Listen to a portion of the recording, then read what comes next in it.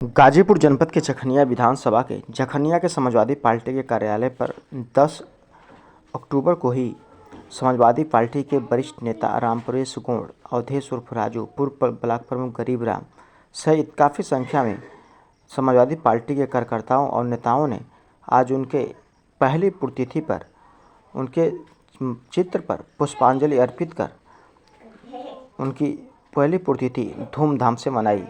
इस मौके पर उनके खास करीबी रहे मुलायम सिंह यादव के बुजुर्ग नेताओं ने उनके पुरानी स्टोरी को ताज़ा कर दी। उन्होंने बताया कि सन 1984 में जब जखनिया आते थे तो उनके यहीं पर बाटी चोखा और दाल पिठौरी भी लगती थी और काफ़ी बेहतर तरीके से खाते थे। यहाँ तक कि यहाँ पर रहते हुए छेदी राम को उन्होंने विधायक बनाया। ऐसे कर्मठ और जीवंत नेता मुलायम सिंह यादव ये जखनिया ही नहीं पूरे देश में विश्व में गौरव का विषय है। यही वजह है कि उनके मरणोपरांत पद्म विभूषण से भी नवाजा गया। मुलायम सिंह यादव जी का देन है कि देश के अंदर कई ऐसी बड़ी योजनाओं है जिसको उन्होंने लागू किया और आज भी धरातल पर है, जिसका उसका आम जनता को भी इसका लाभ मिलता है। यहाँ तक कि सबसे बड़ी थी कि शहीद के सैनिकों का 100 घर नहीं आ पाता था, लेकिन घर भिजवाने का भी कार्य मुलायम सिंह यादव किए तथा उन्होंने बताया कि जो घर में परिवार है, जो एक मुश्त शहीदों को पैसा मिलता है, उसमें भी माता पिता के अधिकार को दिया गया। यही नहीं, मुलायम सिंह यादव ने अभी जो यहाँ पर जखनिया में मुलायम सिंह यादव का पुण्यतिथि मनाया गया है, क्या पूरा कार्यक्रम था? देखिए, राष्ट्रीय मुद्दों पर समाजवादी पार्टी के समाजवादी पार्टी के नींव समाजवादी पार्टी के महानायक श्रद्धेय नेताजी का प्रथम पुण्यतिथि जखनिया विधानसभा में मनाया गया।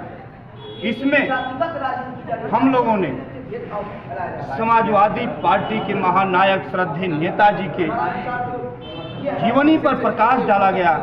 श्रद्धेय नेताजी के साथ 1984 में उपचुनाव में हमारे जखनिया विधानसभा के सभी वरिष्ठ नेता जैसे पूर्व जिला पंचायत सदस्य आदरणीय फूलचंद यादव जी, पूर्व प्रधान आदरणीय रामलक्ष्मण यादव जी, पूर्व प्रधान आदरणीय दशरथ यादव जी। इस मौके पर आप लोगों ने संकल्प क्या लिया है?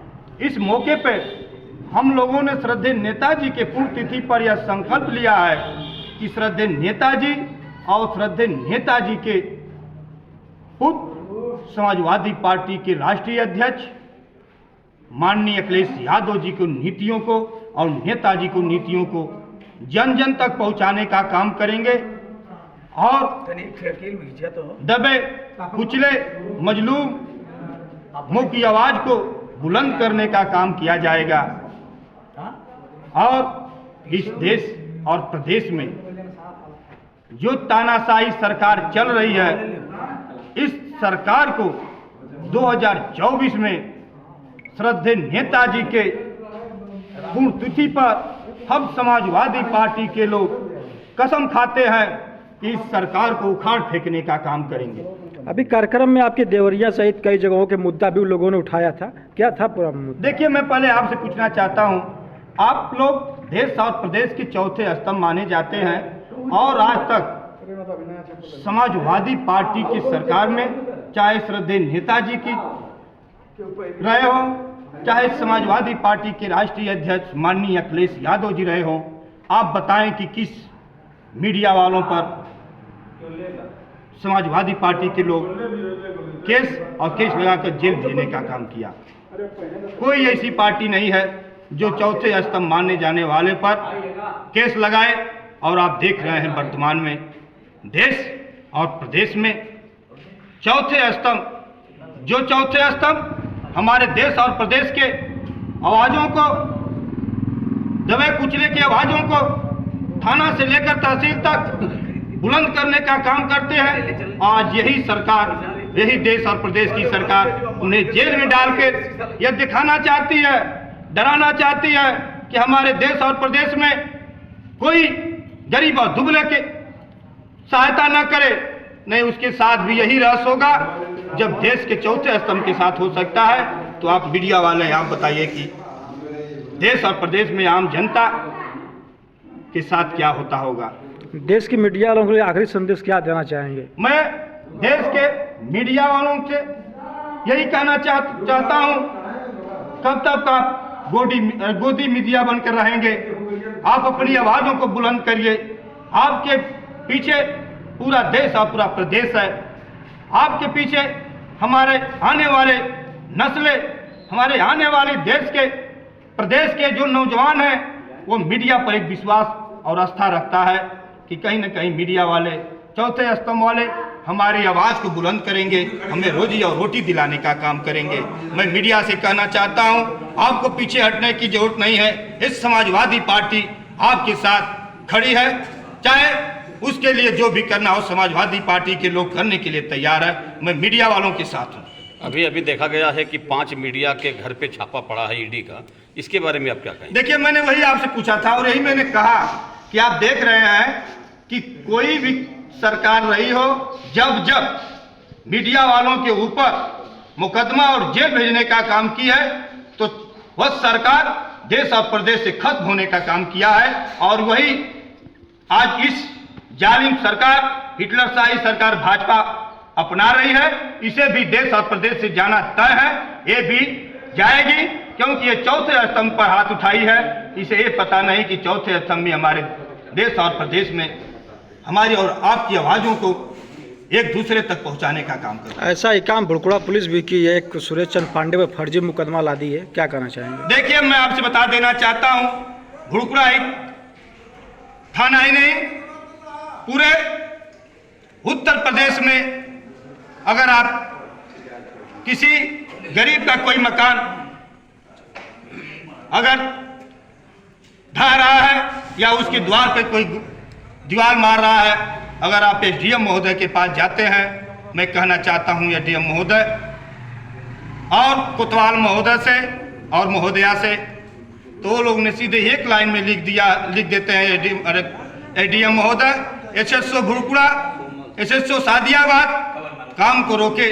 जब विपक्ष वाले आके इनसे मिल लेता है, फिर उसे काम को चालू करा देते हैं।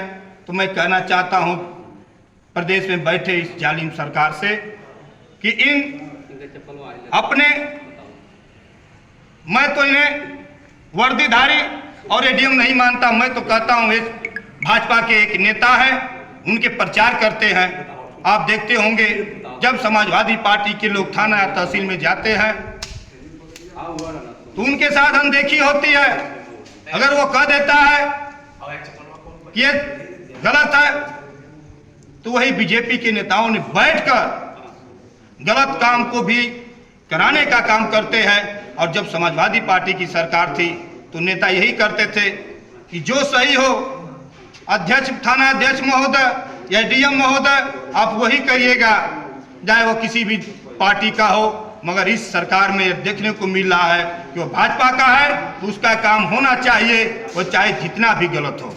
और धन्यवाद। मैं देवरिया में घटना तानाशाही सरकार की नीतियों की चलते चल रहे हैं, क्योंकि जब वहाँ पर पहले एक हत्या होती है तो वहाँ पे प्रशासन और मुख्यमंत्री को दिखाई नहीं देता है। जब वही दूसरे, जब वो अगर वहाँ चाहती प्रशासन और गवर्नमेंट चाहती तो दूसरी हत्याएं नहीं हो पाती, क्योंकि वहाँ पर क्योंकि प्रशासन और गवर्नमेंट दोनों मिले हुए थे। क्योंकि अगर प्रशासन अगर तुरंत अलर्ट हो जाता तो शायद उतनी बड़ी घटनाएं नहीं होती, क्योंकि उसमें अमरमणि सलमणि त्रिपाठी का भी योगदान है, क्योंकि वो जो यादव बिरादरी के प्रेमचंद को मारे हैं लोग, तो जब उनके घर के लोग वहाँ के 3-4 घंटे तक प्रशासन नहीं आया, तो वहाँ से जब उनका क्रोध शांत नहीं हुआ, अगर वहाँ प्रशासन रहते तो शायद क्रोध शांत हो जाता, दूरियां बन जाती।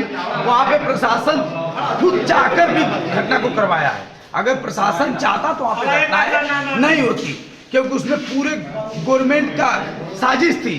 उसमें सलमणि त्रिपाठी भी जो विधायक वहाँ का है, वो भी चाहते थे कि घटना हो, क्योंकि अगर वो चाहते तो पहली घटना होती, तभी प्रशासन टाइट हो जाता तो ये घटनाएं नहीं होती। पार्टी से तो क्या मांग करेंगे आप? पार्टी से हम यही मांग करेंगे कि उसकी जांच सही परख हो, क्योंकि देखिए आप, जो उनके साथ में पंडित जी का लड़का है उस दिन कह रहा है कि हम पूजा कराने चले गए हैं। नहीं नहीं, सत्यता इसमें वो है कि प्रेमचंद को मारने में उसी। अरे भैया तो चुप रहा लोग, यही नहीं, गरीबों के मसीहा, दलितों के उत्थान के लिए बहुत कुछ काम किया। आप जहाँ सुनते होंगे कि फूलन देवी सरिता, जिसका जो है एक 10वीं के नाम से जाना जाता था, बहुत यातना किए सवर्ण लोग उसके ऊपर, लेकिन एक मुलायम सिंह की ही देन थी कि उसको जो इतना सम्मान दिए कि पूरे देश में जो है सम्मान माननीय फूलन देवी कही गई। उनको लोग 2 बार जो लोकसभा का सदस्य करा, ये नेताजी की देन थी, दूसरे के बस की बात नहीं थी। ये बहुत से उदाहरण आते हैं साथ में। कांसीराम जी आए थे, इनको जगह नहीं मिलती थी, लेकिन अपनी सीट छोड़ करके एटा से जो उनको जो है विधायक बनाए थे ये नेताजी का काम है। ऐसे हमारे नेता मुलायम जी थे। यही नहीं, जब जब देश संकट में आया, रक्षा मंत्री के थे, जब जैसे चीन का वो लोग कर चुके हैं, उसको कहने की जरूरत नहीं है कि नहीं सेना ऐसे किया। रक्षा मंत्री थे जिसको सब लोग कह चुके, मैंने हमारा सौन है तो उसको तो सब सुन चुके। जब अमेरिका के साथ में जब डील हो रही थी, परमाणु डील, देश संकट की घड़ी में आ गया था, डील नहीं होगी, हम लोग कहेंगे हमारा जो है विश्व के स्तरों में जो है नाम हट जाएगा। उस समय हिंदुस्तान के जितने सांसद से सबका नाम चाहिए था, लेकिन कम्युनिस्ट वाले थोड़ा भग गए थे उस समय। सोनिया जी ने, मनमोहन सिंह हमारे प्रधानमंत्री से उस समय, सोनिया जी ने इनको जो है जाके रात को 11 बजे रात को जाकर के दिल्ली इनको जाके बोली कि नेताजी ऐसी अगर आप संकट मोचक नहीं हो तो देश की इज्जत बर्बाद हो जाएगी। मुलायम सिंह हेलीकॉप्टर लिए वहां से चले गए हैदराबाद, सीताराम येचुरी, प्रकाश कारक, ये लोग बैठे थे, मेन वही दोनों थे, उनको मना करके लाए और जो है परमाणु डील करवाए। ऐसे हमारे नेताजी थे। नेताजी की एक कृतियां थी। आज जो है समाज को एक अनुसूचित हो रहा प्रधान, एक ओबीसी हो रहा है। भाई साहब हमारे बोले कि नहीं भाई बैठने की हमको जगह मिली, ये हकीकत इसमें जो है इसको बरगला नहीं सकते। आज नेताजी कन्याधन कैसे दिए, नेताजी की सुना जाता, ये व्यक्तित्व था। ये दुश्मनी को जो है दोस्ती में बदलना चाहते थे और उनको मिला करके उनको राज्यसभा का सांसद भी बनाए थे ना। बलिराम यादव भी बहुत घोर दुश्मन थे, लेकिन उनको जो लोकसभा का सदस्य बनाया अपने साथ मिला कर। अमर सिंह बहुत विरोध करते थे, लेकिन अमर सिंह जब तक जिंदा थे तब तक इनके साथ में ऐसा मिला है। यही नहीं, बेनी प्रसाद वर्मा कांग्रेस के नेता थे, बहुत ही संसद में, जैसे आज वो कौन था, वो भाषण दिया था बीच में मुसलमान के ऊपर, वैसे ही जो इनको बहुत उल्टा सीधा मैंने खरी खोटी सुनाया था, लेकिन उनको ऐसा अपना बनाया। बेनी प्रसाद वर्मा मरते दम तक मुलायम जी का साथ नहीं छोड़े। ऐसे व्यक्तित्व के धनी थे हमारे नेता मुलायम सिंह। सर्व समाज को लेकर चलते थे। जब समाजवादी की स्थापना हुई तो उस समय जितने जो है सवर्ण थे, ओबीसी थे, अनुसूचित थे, हर जात के लोगों करके समाजवादी पार्टी बनाई, जो कि सर्व समाज की पार्टी, इसके निर्देश का नाम समाजवादी पार्टी रखा। नेताजी के समझाते थे, बताते थे। वह हुआ का कि वह विजयी भी दिलाए माननीय छेदीराम को। तो कुल के बजाय जो है ना, उनके कर्मों को हम लोग याद करें, उनके बताए हुए कर्म पर चलें रास्ते पर, तब जो है ना ये देश का कल्याण होगा, नहीं तो वरना कल्याण नहीं होगा। हर चीज के बजाय पहले जवन है इते आप जानला कि खटिया पर बैठे खातिन भी मौका दे जाए, नहीं तो खटिया पर लोग, बड़े लोगों के खटिया पर छोटे बिरादरी के लोग नहीं बैठते थे, या बैठ जाते थे भूल में तो पीटे जाते।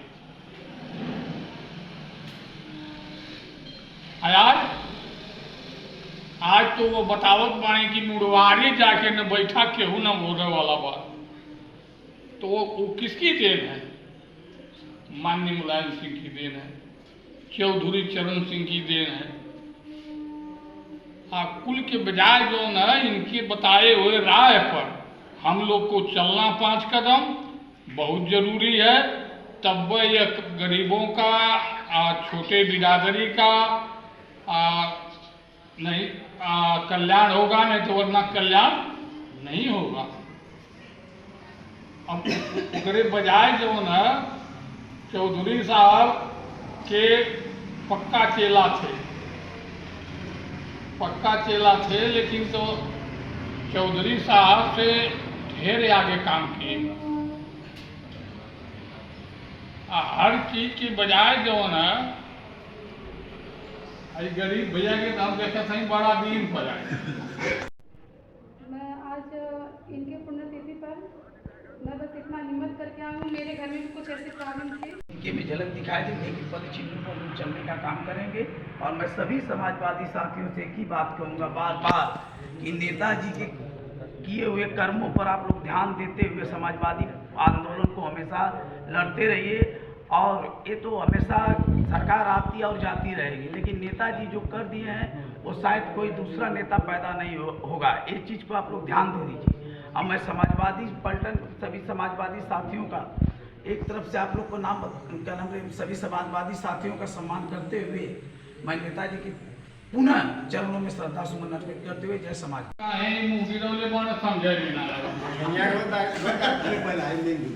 अरे हम मेन बिंदु पर बोलबे कर तो कहीं बोल रहे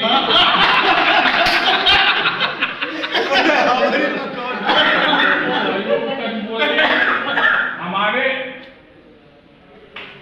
इतनी त्यागी नेता कि भोजन बिना सारी दिन रहते थे, पानी बिना सारी दिन रहते थे, प्रचार करते थे। नेताजी जो उत्तर प्रदेश का इनको अध्यक्ष बनाए चौधरी साहब, हर बात को देखते हुए उनके कदम पर चलना हमारा आप लोगों का सबका एकदम त्याग कर लें कि उसी कदम पर चलेंगे। हर चीज के बजाय आज के वो तो कहीं न कहीं उनका शरीर होबे प्राण होबे करेगा, तो इसने नेता का अमर हो हम यही कहेंगे। जय हिंद, जय समाजवाद, जय मुलायम, जय।